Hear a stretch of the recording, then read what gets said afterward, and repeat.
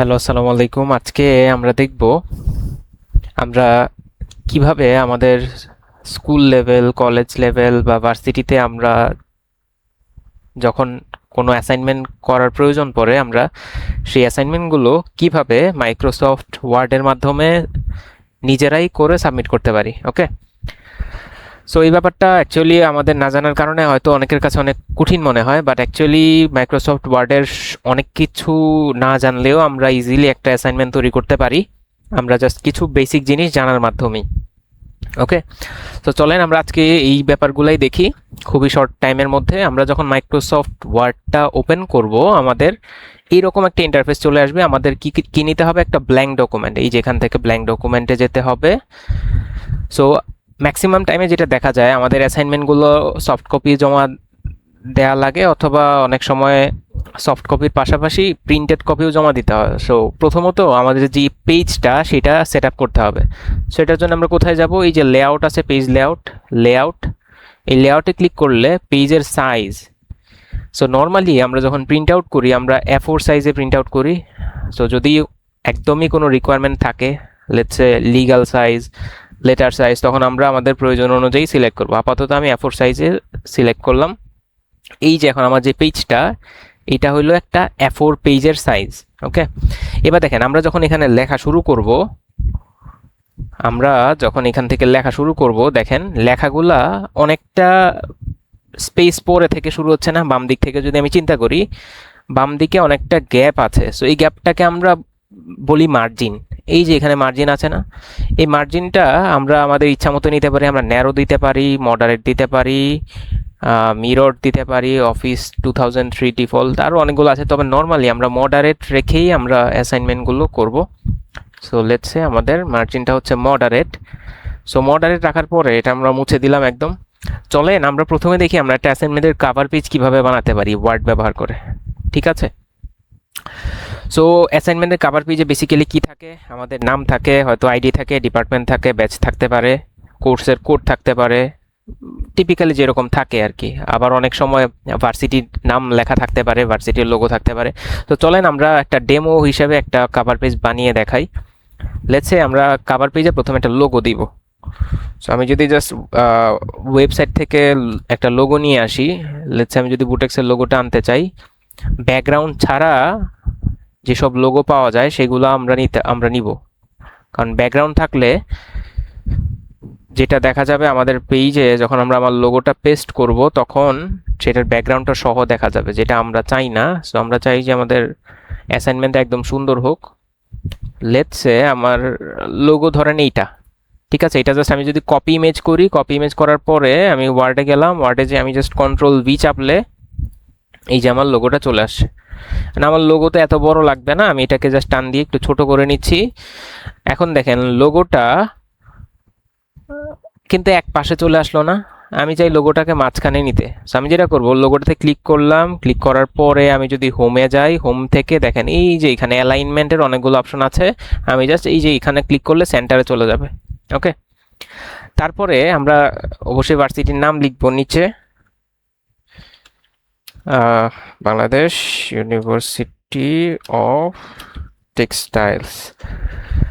আপনি আপনার ইউনিভার্সিটির নাম দিবেন, আমি জাস্ট দেখাচ্ছি কিভাবে লিখতে হয় আর কি। দেখেন আমার ছবিটার পাশে কিন্তু কার্সরটা এখানে ছিল। সো আমি যখন পরের লাইনে যেতে যাচ্ছি আমি কিন্তু এন্টার প্রেস করে তারপরের লাইনে যাচ্ছি। ওকে, সো এন্টার প্রেস করতে হবে। ওকে, এবার দেখেন এই যে লেখাটা, এটা তো একটু বড় হবে তাই না? সো এই জন্য আমি যেটা করবো, লেখাটা পুরাটাকে এইভাবে সিলেক্ট করব। সিলেক্ট করার পরে এই যে দেখেন উপরে ইনক্রিজ ফন্ট সাইজ, এখানে আমি ক্লিক করতে থাকবো আমার যতটুকু দরকার পড়ে। বাংলাদেশ ইউনিভার্সিটি অফ টেক্সটাইলস, এইটা এতটুকু রাখলাম আমি। লেটস আমি ফন্টটা এরকম রাখবো না, ফন্টটা একটু বোল্ডের মধ্যে রাখবো। এই জন্য আমি যেটা করব, এখানে দেখেন ফন্ট সিলেক্ট করার অপশন আছে, আমি এখানে ক্লিক করলে আমি লেটসে এরিয়াল ব্ল্যাক এইটা রাখবো। এখন দেখেন এটা 2 লাইনে চলে গেছে। আমি যেটা করব, এটাকে পুরোটাকে সিলেক্ট করে ফন্টের সাইজটা একটু কমায় দিব যাতে এটা 1 লাইনে চলে আসে। এই তো 1 লাইনে চলে আসলো, ঠিক আছে। তারপরে আমি আরেকটা স্পেস দিয়ে পরের লাইনে গেলাম। এখন আমি যেটা করব, আমি এখানে আমার কোর্সের নাম লিখব। ওকে, কোর্সের নাম লিখব। এই ব্যাপারটা আমি যেভাবে করব, আমি একটা বক্স বানাবো, মানে টেবিল বানাবো। টেবিলের মধ্যে উপরে থাকবে লেটস সে কোর্সের নাম, নিচে থাকবে কোর্সের কোড। এই জন্য যেটা করবো, আমি একটা টেবিল আনবো, ইনসার্টে দিব, ইনসার্ট, এই যে ইনসার্ট, ইনসার্ট থেকে আমি টেবিলে দিব, টেবিল থেকে যাওয়ার পরে আমি এই যে দেখেন এই যে সেলগুলো সিলেক্ট করে আমি টেবিল বানাইতে পারি। ঠিক আছে, সো আমি চাচ্ছি যে আমার টেবিলটা ধরেন এরকম হোক, আমি জাস্ট ক্লিক করলে এরকম টেবিল চলে আসলো ইজিলি। এখন আমি চাচ্ছি আমার এই যে প্রথম যেই রোটা, এই পুরা রোটাতে আমার কোর্সের নামটা থাকবে। এই জন্য আমি যেটা করব, এই দুইটা রোকে টান দিয়ে সিলেক্ট করব, সিলেক্ট করার পরে আমরা যেটা করব, আমরা এই দুইটা রোকে, সরি এই দুইটা সেলকে আমি মার্জ করে দিব। সিলেক্ট করার পরে আমি মাউসের রাইট ক্লিক করলাম, রাইট ক্লিক করার পরে মার্জ সেলস এখানে ক্লিক করব। এই যে দেখেন একটা হয়ে গেল। এবার আমি এখানে আমার কোর্সের নাম লিখবো, লেটস সে এইটা হলো আমার কোর্সের নাম। ঠিক আছে, এখন এটা তো আর এত বড় লাগবে না, এটা লেটস আর একটু ছোট করে দিই। যে হোমে যাব, হোমে যেয়ে আমি লেখাটা কিন্তু অলরেডি সিলেক্ট করে রেখেছি। সো এবার আমি জাস্ট ওই যে ছোট ডিক্রিজ ফন্ট সাইজ এটাতে ক্লিক করলে আমার প্রয়োজন অনুযায়ী ফন্টটা ছোট হবে, ইঞ্জিনিয়ারিং ইকোনমিক্স। নিচেরটা আমি লিখবো কোর্সের code, let's say course code. Code ধরেন যা ইচ্ছা তাই হইতে পারে। আমি যদি এইভাবে লিখি আমার কোর্সের কোডটা, আপনি জাস্ট আপনারটা লিখবেন। এইটা জাস্ট একটা লেআউট প্ল্যান, আপনি আপনার ইচ্ছা মতো আপনি এটা চাইলে নাও রাখতে পারেন। আমি কোর্স কোডটাকে একটু ছোট করতে চাই, আমি জন্য যেটা করবো, এই কোর্স কোডটাকে সিলেক্ট করে আমি এটাকে সাইজে ছোট করে ফেলবো, এবং এই যে এই লেখাটাকে অবশ্যই কি করব, ছোট করব।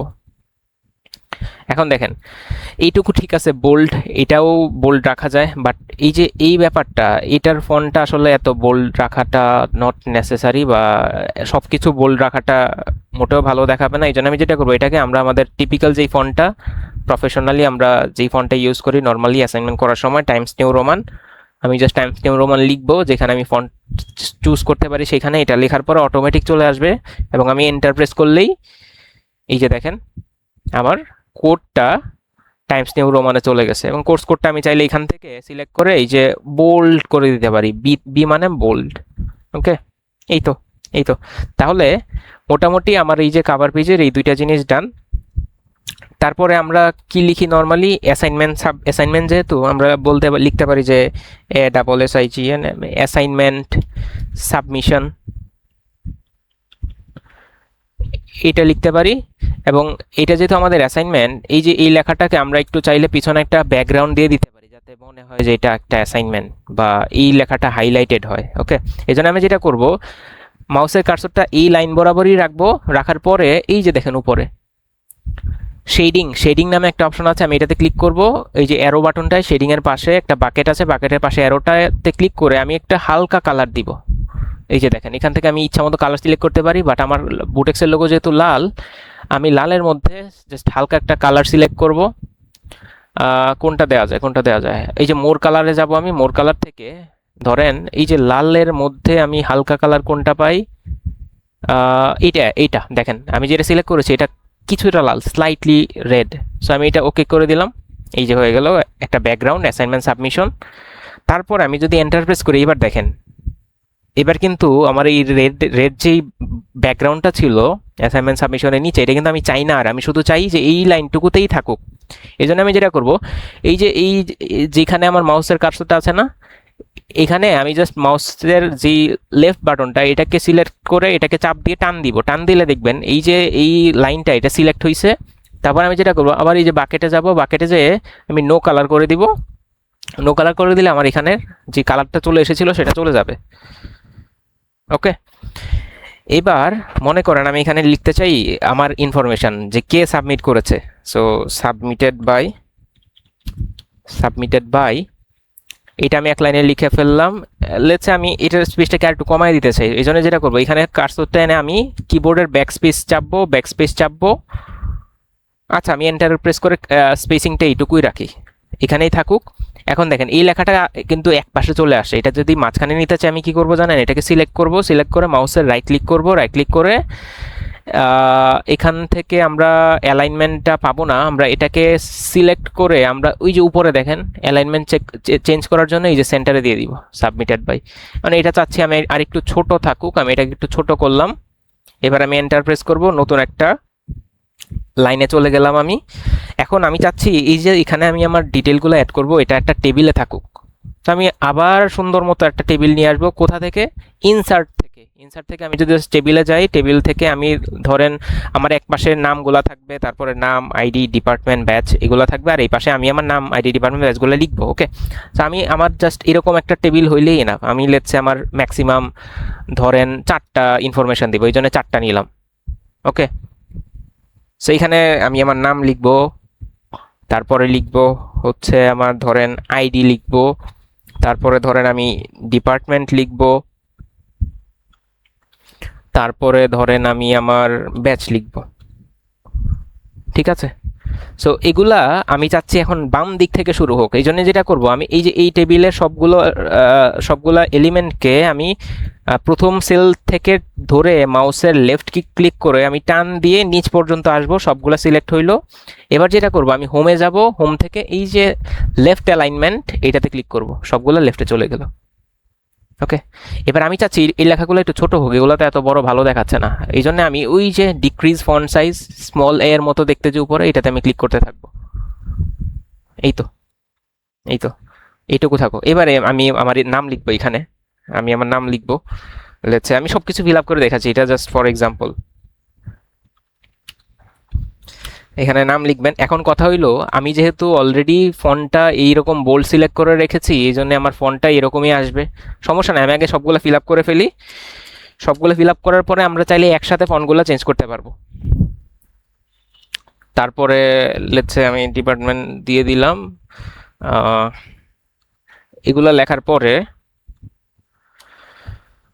এগুলো লিখলাম। এখন দেখেন, আমার তো প্রথম যেই পার্টটুকু নেম, আইডি, ডিপার্টমেন্ট, ব্যাচ, এটা আর একটু ছোট হইলেও হয়, মানে আমরা ছোট রাখলেও পারি, কারণ এটার পাশে দেখেন অনেকগুলো গ্যাপ রয়ে গেছে, অনেকটা স্পেস ফাঁকা আছে। এই জন্য আমি যেটা করবো, এই যে টেবিলের যে ডিভাইডারটা, এটাকে আমি এটার মাঝখান বরাবর মাউসটা নিলে এরকম একটা সাইন আসবে।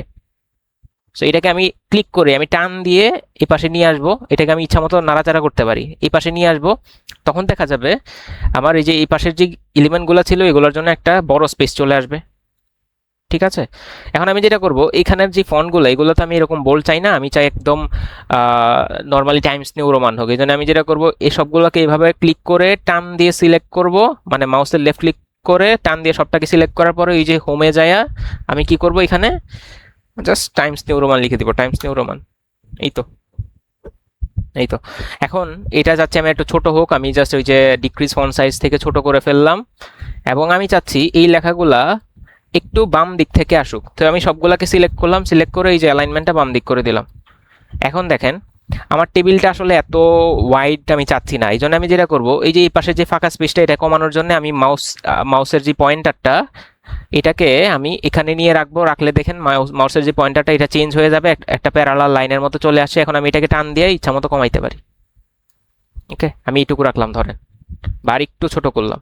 ওকে, এখন এই যে আমার বক্সটা হইলো, এই বক্সটা কিন্তু মাঝামাঝিতে নাই। মাঝামাঝিতে আনার জন্য আমি কি করব, যখনই আমি টেবিলের উপরে আমি মাউসটা নিব, তখন দেখেন এই যে এখানে একটা প্লাসের মতো চলে আসছে। আমি এটাতে ক্লিক করলাম, ক্লিক করার পরে এই যে দেখেন এখানে অ্যালাইনমেন্টের একটা অপশন চলে আসছে, সেন্টার, এটাতে আমি ক্লিক করব, এই যে টেবিলটা মাঝখানে চলে গেল। ওকে, এবার আমি চাচ্ছি ধরেন সাবমিটেড বাই নিচে একটা একটা শ্যাডো অ্যাড করতে বা একটা ব্যাকগ্রাউন্ড অ্যাড করতে। এই জন্য আমি যেটা করবো, সাবমিটেড বাইয়ে এটাতে আমি মাউসটা একবার নিলাম, ক্লিক করলাম জাস্ট। এখান থেকে এই যে আমি আবার উপরে এখানে শেডিং নামে একটা অপশন আছে বাকেটের মতো, এখানে আমি ক্লিক করলাম, এটার অ্যারোটাতে ক্লিক করার পরে আমি ধরেন এই যে সাদা বা কি বলে গ্রে এর মধ্যে একটা শেড দিব, লেটস আমি এটা দিব। ওকে, আমি এটাতে ক্লিক করলাম জাস্ট। ওকে, বা আমি ধরেন এরকম দিব না, আমি যেহেতু রেড দিয়েছি থিমটা, আমি চাচ্ছি যে মোর কালার্স থেকে আর একটু লাইট কালারের রেডিশ কিছু একটা দিতে।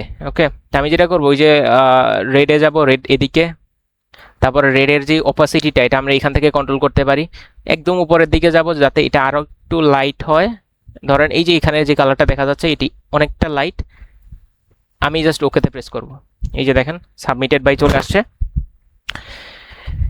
এবার অ্যাসাইনমেন্টের একটা টপিক দিতে হয় না আমাদের, সো ওইটার জন্য আমি কি করব, টপিক দিব। সো টপিক কিভাবে দিতে হয়, ধরেন আমি এই যে অ্যাসাইনমেন্ট সাবমিশনের মতোই একটা হেডিং দিব। সো আমি যেটা করব, এই যে এটাকে পুরাটাকে আমি সিলেক্ট করে কন্ট্রোল সি দিয়ে কপি করব, তারপরে আমি যেখানে হেডিংটা দিতে চাই সেখানে মাউসটা রাখবো।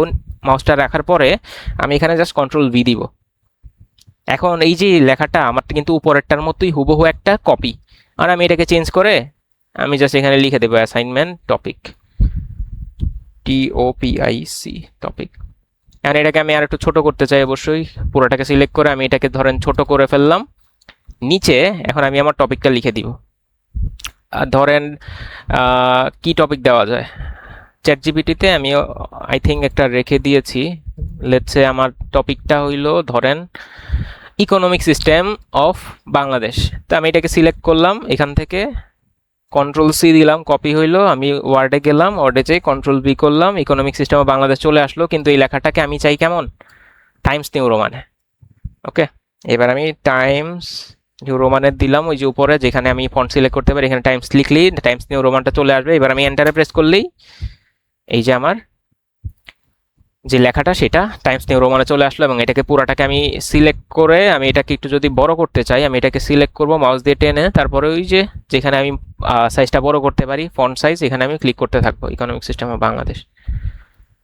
ওকে, তাহলে এই যে দেখেন একটা কাভার পেজ, একটা কাভার পেজে জাস্ট ডেমো ফর এক্সাম্পল এরকম একটা কাভার পেজ হইতে পারে। এখন আপনি এখানে চাইলে অনেক কিছু অ্যাড করতে পারেন, তবে আমি যেই এলিমেন্টগুলো আমি এখানে অ্যাড করেছি মোটামুটি এই এলিমেন্টগুলো দিয়েই কাভার পেজ বানাতে হয়, বা আপনি যখন একটা অ্যাসাইনমেন্ট করবেন এই টুলগুলাই বারবার ঘুরে ফিরে কাজে লাগবে। ওকে, এবার এটা গেল কাভার পেজ। তারপর আমি যদি একটা নতুন পেজে যাইতে চাই, আমি কি করব, এই পেজের লাস্টের যে লাইনটা সেটার লাস্ট প্রান্তে আমি আমার মাউসটা রাখবো, মাউসটাকে ক্লিক করব, তারপরে এন্টার প্রেস করতে থাকবো। এন্টার প্রেস করলে দেখবেন আমার কার্সরটা এই পেজের জায়গা শেষ হয়ে যাওয়াতে পরের পেজে অটোমেটিক চলে যাবে। এখন দেখেন আমার কার্সরটা কিন্তু মাঝখানে চলে আসছে, এই যে দেখেন মাঝখানে। আমি চাই কার্সরটা বাম দিকে আসুক, আমি যেটা করবো এখানে ক্লিক করা থাকুক, আমি জাস্ট এই যে অ্যালাইনমেন্টটা আছে না, অ্যালাইনমেন্টটা লেফট করে দিব, এই যে বাম দিকে চলে আসলো। ওকে, এবার ধরেন আপনারা আপনাদের অ্যাসাইনমেন্টটা লিখে ফেলছেন।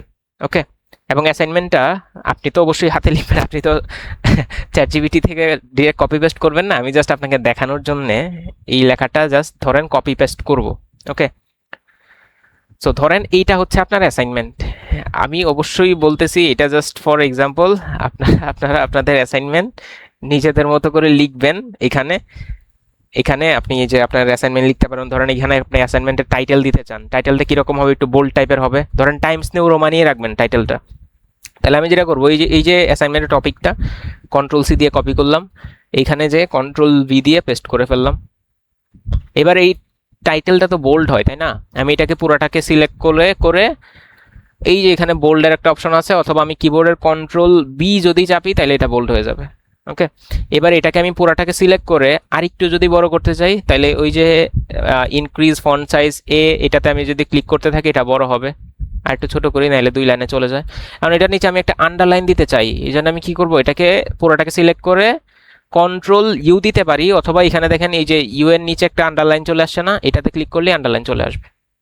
ওকে, এইবার আপনি এখানে আপনার ইচ্ছা মতো অনেক কিছু লিখবেন, অনেক কিছু লিখতে পারেন। জাস্ট ফর এক্সাম্পল আপনি ইকোনমিক সিস্টেম নিয়ে যেহেতু লিখছেন, ধরেন আপনি এই জিনিসটাই লিখলেন, ধরেন এটা আপনার লেখা। তো আপনি যেটা করবেন, এই যে ইন্ট্রোডাকশন থেকে আপনি এই লেখাটা আপনি রাখতে চান ধরেন। ওকে, এই পুরোটাকে সিলেক্ট করলেন, ধরেন সিলেক্ট করে আপনি Ctrl+C দিলেন, কপি হইলো। এবার আপনি ওয়ার্ডে যান, এখানে যে কি করবেন, Ctrl+V দিবেন। এবার দেখেন লেখাটা পেস্ট হইছে, বাট লেখাটা কিন্তু অনেক বড়। ওকে, এই জন্য আমি যেটা করব, পুরো লেখাটাকে আবার এই যে যেখানে আমি পেস্ট করেছি সেখান থেকে পুরোটা আবার সিলেক্ট করব, টান দিয়ে, এভাবে টান দিয়ে, মানে যেখান থেকে আমি শুরু করতে চাই সেখানে মাউসটা রেখে আমি মাউসের লেফট ক্লিক করে টান দিয়ে এভাবে পুরোটাকে সিলেক্ট করব। করার পরে ওই যে দেখেন আমি ফন্ট সাইজ যেভাবে ছোট করতে চাই, ডিক্রিজ ফন্ট সাইজ, এটাতে ক্লিক করতে থাকবো, এই যেভাবে ক্লিক করতে থাকবো। এই যে দেখেন এবার কিন্তু অনেকটা ছোট হয়ে গেছে। আরও ছোট করতে চাইলে আরেকটু ছোট করলাম। এই যে ধরেন এইটা হইলো আমার কি অ্যাসাইনমেন্টটা, এটা ধরেন আপনার লেখা। ওকে, সো আমি চাচ্ছি এখানকার যে হেডিংটা এটা এরকম না হয়ে আমি আন্ডারলাইনটা মুছে দিব। আন্ডারলাইনটা মুছে দেওয়ার জন্য আমি কি করব, এটাকে আবার সিলেক্ট করব, সিলেক্ট করে আমি আন্ডারলাইনে আবার ক্লিক করব, চলে যাবে। আমি চাচ্ছি আমার টাইটেলটা নিচে একটা শ্যাডো থাকুক, যাতে এটা বোঝা যায় এটা একটা হেডিং। সো এটাতে কি করব, আমি জাস্ট ওই যে এই লাইনটাতে ক্লিক করব, ক্লিক করার পরে এই যে শেডিং থেকে আমি একটা ব্যাকগ্রাউন্ড রেখে দিলাম। ধরেন এইটা হইলো আমার অ্যাসাইনমেন্টের ব্যাকগ্রাউন্ড, বা ধরেন এই কালারটা হইলো আমার অ্যাসাইনমেন্টের টাইটেলের ব্যাকগ্রাউন্ড, যেহেতু আমরা একটা সিমিলার প্যাটার্ন ফলো করছি। ওকে, তো তারপরে এগুলো কি, ইন্ট্রোডাকশন হচ্ছে একটা point, nature of the economic system এটা আর একটা পয়েন্ট, এগুলো ধরেন আপনার লেখা, এটা আপনি লিখছেন। ওকে, সো অবশ্যই কপি পেস্ট করা যাবে না, এটা আপনার লেখা।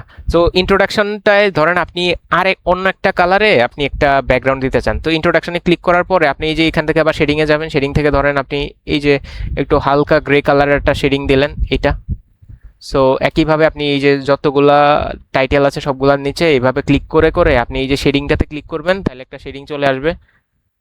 ওকে, আপনি যদি এটাকে আরেকটু ডিপ করতে চান, ইন্ট্রোডাকশনে ক্লিক করলেন, ক্লিক করার পরে শেডিংটাতে যাবেন, শেডিংটাতে যেয়ে আপনি ধরেন এরকম একটা শেডিং দিবেন, এই যে এটা লাইট গ্রে।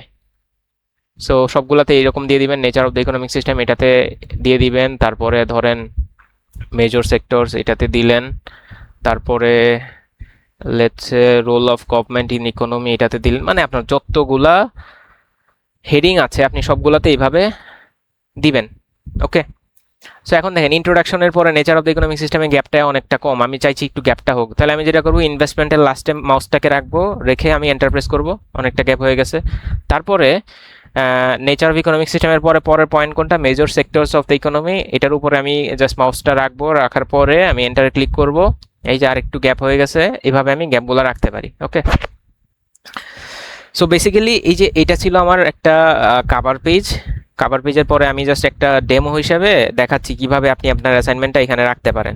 এখন দেখেন আপনি আরেকটা কাজ করতে পারেন, এই যে এই প্যারাটাতে দেখেন লেখাগুলা কিন্তু লেফট সাইড থেকে সবগুলা মানে সেম পজিশন থেকে শুরু হয়েছে সবগুলা লাইনের, এই যে দেখেন এই বরাবর, কিন্তু যখন রাইট সাইডে গিয়েছে তখন এগুলো একটা লাইন ফলো করে নি। সেই জন্য আমরা যেটা করব, এটাকে আমরা ঠিক করতে পারি। এটা কিভাবে ঠিক করব, আমি এই পার্টটুকু সিলেক্ট করব, এইটুকু ঠিক করার জন্য সিলেক্ট করার পরে দেখেন এই যে লাস্টটায় আমরা যেখান থেকে অ্যালাইনমেন্ট সিলেক্ট করেছিলাম, এটা লাস্টে আরেকটা জাস্টিফাই নামে একটা অপশন আছে, এটাতে আমি ক্লিক করলাম, অ্যারোটাতে এই যে জাস্টিফাই আছে না, জাস্টিফাইতে আমি ক্লিক করব। এবার দেখেন আমার এই যে প্যারাটা, এটার প্রথম দিকের যে লাইনগুলা যেভাবে শুরু হয়েছে বাম দিক থেকে একদম লাস্টে যে সেইভাবেই শেষ হয়েছে, মানে কোনো গ্যাপ নেই, কোনো লাইনের শেষে অনেক বেশি গ্যাপ নেই, কোনো লাইনের শেষে কম গ্যাপ, এরকম না। তো এই ব্যাপারটা অনেক সুন্দর।